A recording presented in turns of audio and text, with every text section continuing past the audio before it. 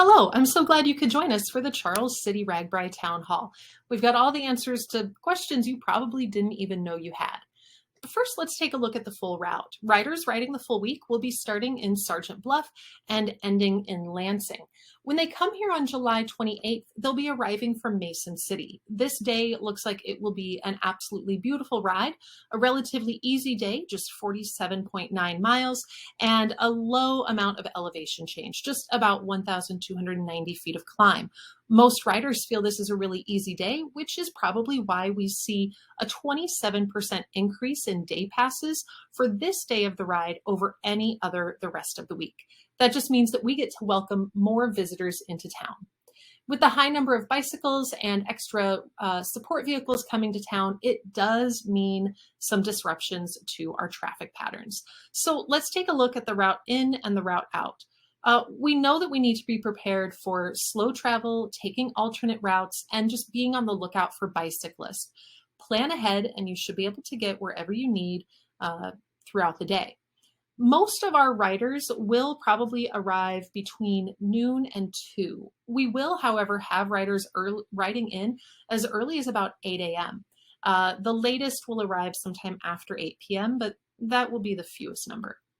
The next morning, July 28th, most of our riders will be gone by 8 a.m. Their support vehicles, including the RAGBRAI support vehicle, leave at 6 a.m. So riders really have an incentive to get on the road. They've got to get their stuff packed up and out on those vehicles. This is a great opportunity if you're anywhere near the route in or route out to give our guests to town a friendly wave and welcome them to Charles City, or the next day give them a fond farewell. As they ride into town, they'll be coming in on Highway 14 and coming down Main Street. We'll be having them turn on Court Avenue, and then they'll pop up onto Gilbert just for a little bit as they make their way to the main campground, which will be at Lions Field this year. The next morning, July 28th, they'll leave the same way, coming over Gilbert to Court, and then they'll turn on Main Street until they get to Clark. We do anticipate a high amount of traffic on Clark between Main and the pedestrian bridge. We think that once riders see the beauty of our pedestrian bridge and the ease with which they can get back over the river, they'll utilize that quite a bit to get between the main campground and all of our activities downtown. Now, all of those activities downtown and the bulk of riders does mean that there will be some road closures. So on this map, we can see that the side roads leading to Highway 14 and Main Street are all closed off. Main Street will be effectively closed to traffic throughout the day, especially from Gilbert down to Ferguson. Gilbert over the bridge from Court to the turnoff for Lions Field will be restricted to one lane. So these will probably be the areas of highest congestion at certain points during the day. So please be on the lookout if you have to travel this way. Now, one big thing that people often ask is, this is a massive event. How do we pay for it? So Charles City RAGBRAI does a lot of fundraising because our expenses are pretty high as well. We have an estimated expense amount of $180,355. Some examples of where that money goes include showers and sanitation. That costs around $28,000. The beverage garden is about $54,000. Entertainment is about $36,950, and law enforcement costs about $17,790 that day. Now, we get all that money through sponsorships. That's a huge way that we bring in funding for this through generous donations and sponsorships from businesses. So business sponsorships are really, really crucial in helping to cover the cost. We also, from 2017, we saved back about $6,000 to just sort of help us get started with the next time that RAGBRAI came to town. RAGBRAI itself gives each community on the ride gives us $15,000 to help cover expenses. The rest of it, though, we do need business sponsorships and private donations.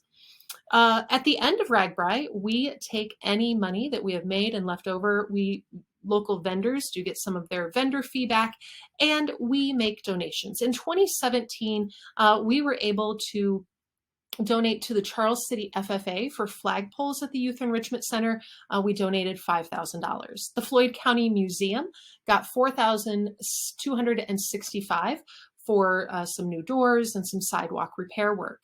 The Community Improvement Association got $2,550 for hydrants along the bike trail and other improvements to their parks.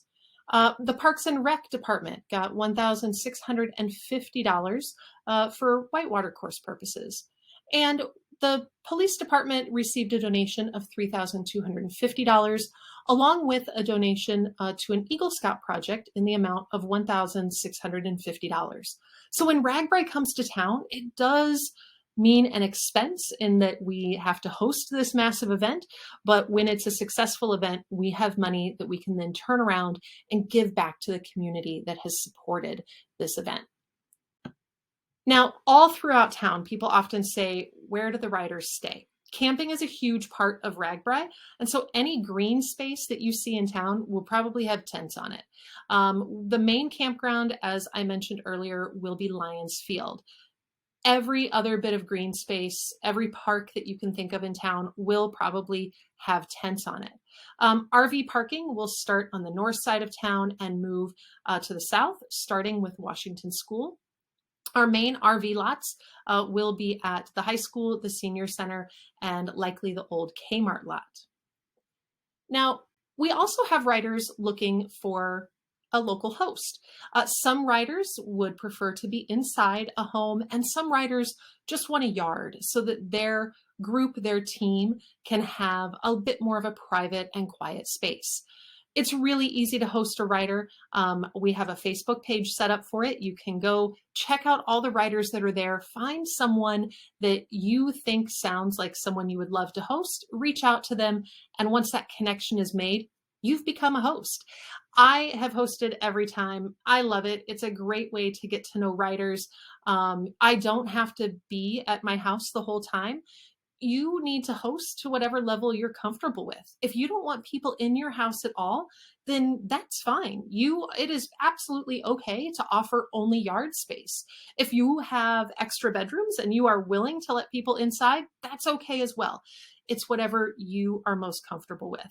We do have showers located throughout town. So if you are located near or relatively close to a shower, it's very easy to say, you can have my yard, but here's the nearest shower. So we have showers at the high school locker rooms, Lions Field, the Floyd County Museum parking lot will have a shower trailer, Memorial Park will have a shower trailer, the YMCA and Washington School. All of those locations will have showers.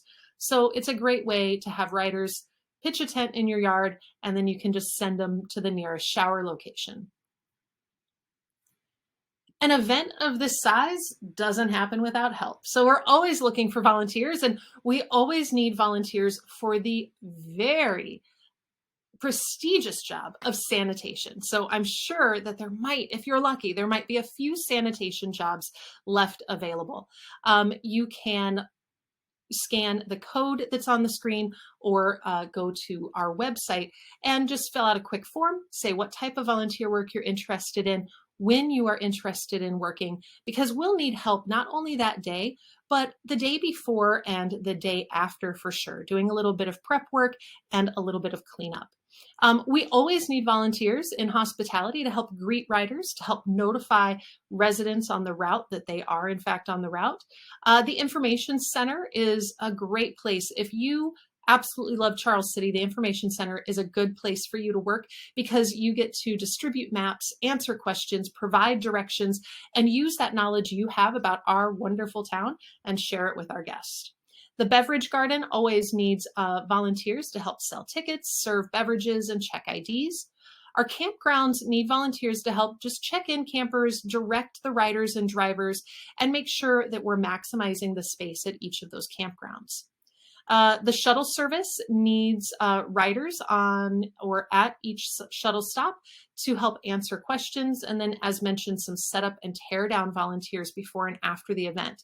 and that fabulous sanitation job to help empty those trash cans, replace the bins as needed, and just monitor water for food vendors in case they need anything as well. It's a really, really crucial job, and we know that the best people volunteer for sanitation.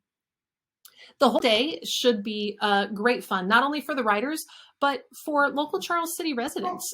We have a great lineup of entertainment coming our way, starting at 1 o'clock on the main stage.